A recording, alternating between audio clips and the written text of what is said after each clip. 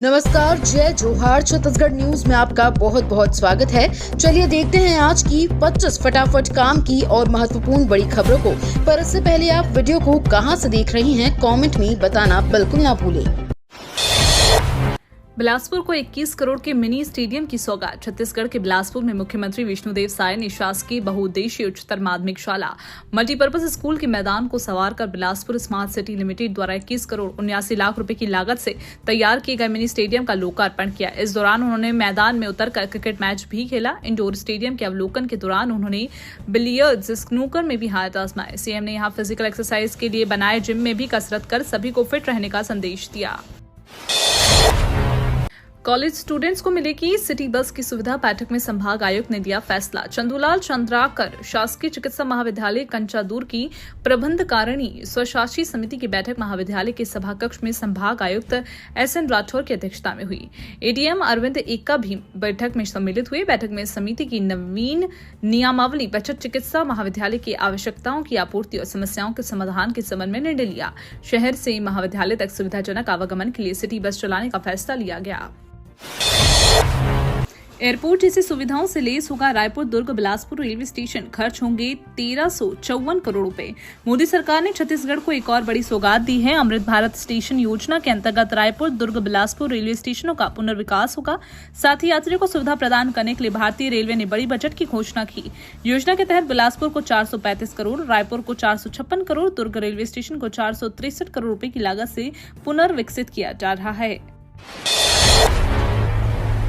गांवों में 50-50 लाख रुपए की लागत से बनेगा स्टेडियम। विधानसभा अध्यक्ष डॉक्टर रमन सिंह ने स्पीकर हाउस राजनांदगांव में बजट में सम्मिलित करने के लिए प्रस्तावित कार्यों की गहन समीक्षा की।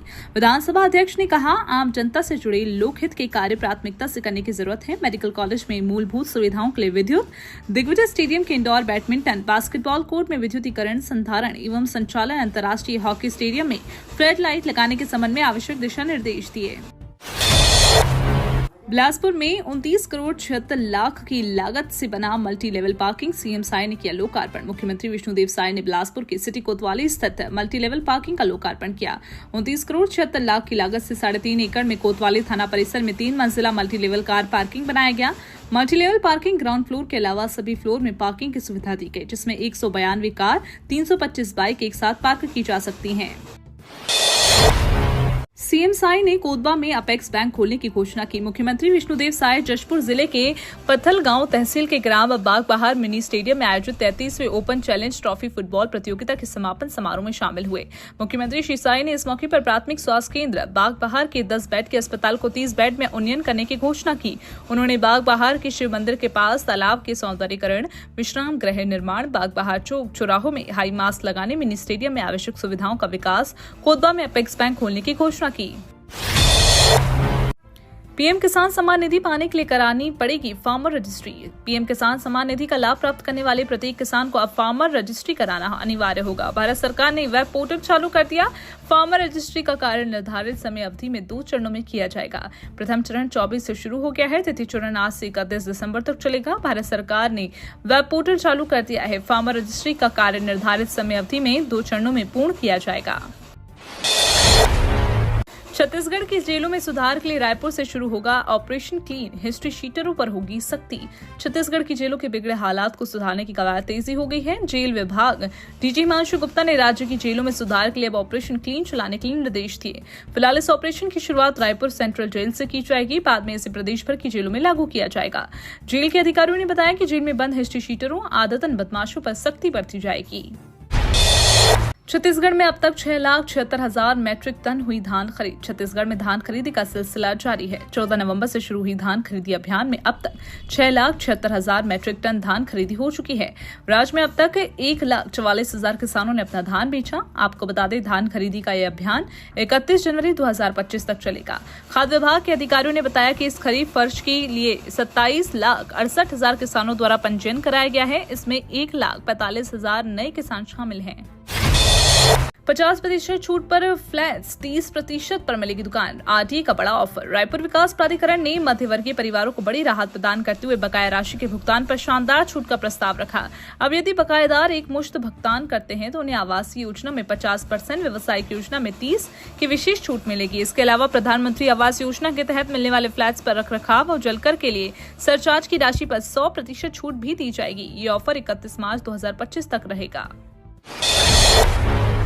भ्रम फैलाने वालों पर सरकार करेगी कार्रवाई। सीएम ने कहा 21 क्विंटल प्रति एकड़ की मांग में हो रही खरीदी। छत्तीसगढ़ के रायपुर शहर में धान खरीदी को लेकर प्रदेश की सियासत गरमाई है। कांग्रेस लगातार सरकार पर आरोप लगा रही है कि भाजपा सरकार धान खरीदी नहीं करना चाहती। साथ ही कई क्षेत्रों में किसानों से 21 क्विंटल प्रति एकड़ के हिसाब से खरीदी नहीं हो रही। इसे लेकर अब सरकार सख्त है। मुख्यमंत्री विष्णुदेव साय ने कहा, विधानसभा चुनाव के दौरान हमारे द्वारा दी गई मोदी की गारंटी के अनुरूप इस वर्ष भी किसानों के प्रति एकड़ 21 क्विंटल की मांग से ही धान खरीदी जा रही है। छत्तीसगढ़ में नए डीजीपी की नियुक्ति पर सीएम विष्णुदेव साय का बड़ा बयान। छत्तीसगढ़ के मुख्यमंत्री विष्णुदेव साय रायपुर के पुलिस परेड ग्राउंड में एनसीसी के 76 साल पूरे होने पर आयोजित कार्यक्रम में शामिल हुए। यहां कार्यक्रम को संबोधित करते हुए सीएम विष्णुदेव साय ने कहा, एनसीसी दिवस परेड समारोह का आयोजन किया गया। इस दौरान उन्होंने सभी कैडेट को एनसीसी दिवस बधाई दी। इसके साथ ही उन्होंने कहा, एनसीसी युवाओं में राष्ट्र प्रेम और अनुशासन की भावना को जगाता है। छत्तीसगढ़ में भाजपा संगठन चुनाव की रूपरेखा तय। भारतीय जनता पार्टी ने संगठन चुनाव की रूपरेखा को अंतिम रूप दे दिया है। छत्तीसगढ़ में चुनाव 1 से 15 दिसंबर के बीच मंडल स्तर पर और 15 से 30 दिसंबर तक जिला स्तर पर होंगी। इसके पहले 30 नवंबर को एक अहम बैठक होगी जिसमें संगठनात्मक विषयों और चुनाव प्रक्रिया पर चर्चा होगी। दिल्ली में आयोजित सदस्यता अभियान की समीक्षा बैठक में भाजपा को दिशा निर्देश मिले हैं। नक्सलियों पर कसेगी नकेल। सीआरपीएफ ने प्रभावित इलाकों में बनाए 3 नए फॉरवर्ड बेस। केंद्रीय रिजर्व पुलिस बल ने बस्तर रीजन के नक्सली हिंसा प्रभावित जिलों में 3 नए फॉरवर्ड बेस स्थापित किए ताकि सुरक्षा बलों को नक्सलियों के खिलाफ ऑपरेशन शुरू करने के लिए रणनीतिक केंद्र के तौर पर स्थान उपलब्ध हो। सुकमा जिले के तुम्पलपाड़, रायगुडेम और बीजापुर जिले के कोंडापल्ली में फॉरवर्ड ऑपरेटिंग बेस स्थापित किए गए हैं। रायगढ़ में 9 शिक्षकों से 81 लाख से अधिक की ठगी। रायगढ़ में 4 साल से लोन का पूरा राशि चुकाने का झांसा देते हुए निकाले गए लोन से 50% राशि लेकर 9 शिक्षकों से 81 लाख 34 हजार रुपए का ठगी कर लिया। इस मामले में लेलुंगा पुलिस ने omega multitrade services private limited company के डायरेक्टर सहित अन्य के खिलाफ अपराध दर्ज किया। लेलुंगा में रहने वाली मधुबाला इक्का, युधिष्ठिर गुप्ता, रेशमा लकड़ा, गलोरिया इक्का, सविता जांगड़े, सीरियल केरकेट्टा, महेंद्र प्रसाद चौहान ने भी dream alpha omega multitrade service private limited company के माध्यम से लोन निकलवाया।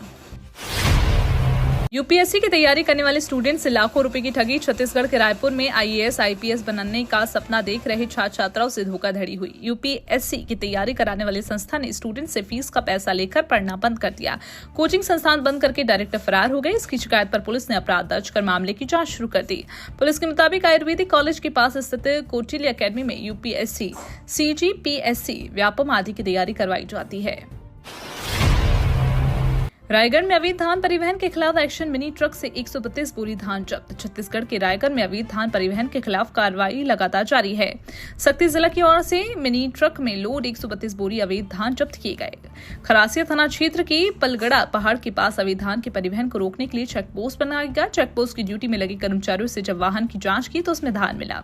इसके बाद तत्काल मंडी निरीक्षक को सूचना भी दी गई।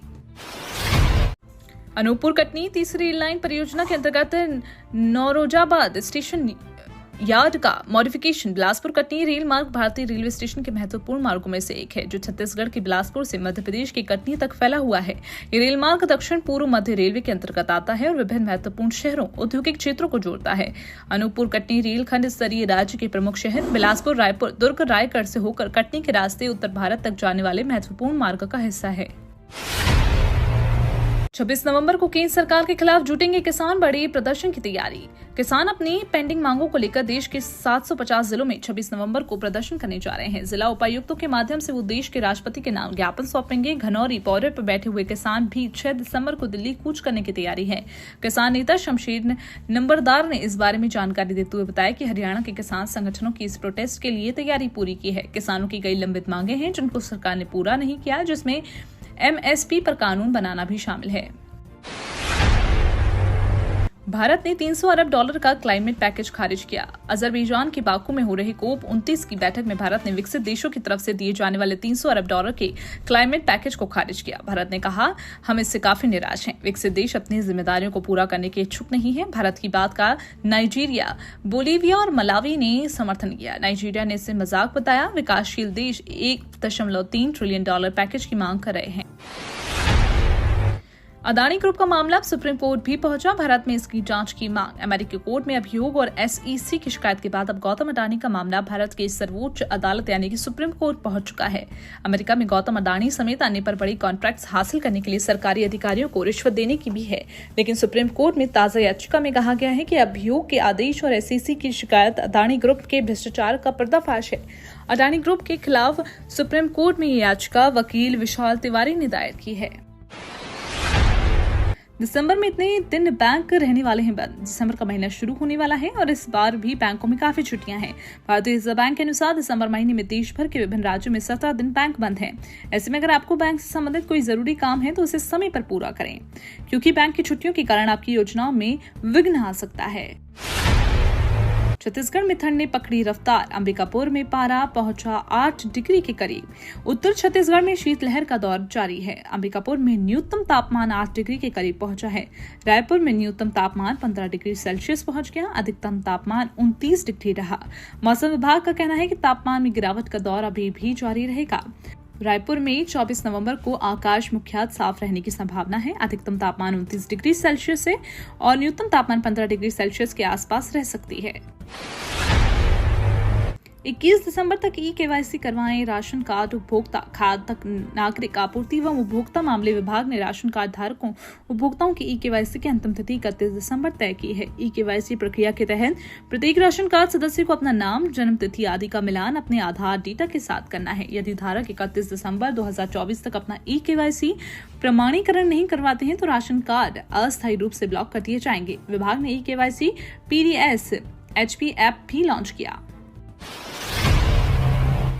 संयुक्त राष्ट्र अंतर्राष्ट्रीय सहकारिता 2025 का शुभारंभ करेंगे PM मोदी। भारत के माननीय प्रधानमंत्री नरेंद्र मोदी संयुक्त राष्ट्र अंतर्राष्ट्रीय सहकारिता वर्ष 2025 का शुभारंभ करेंगे।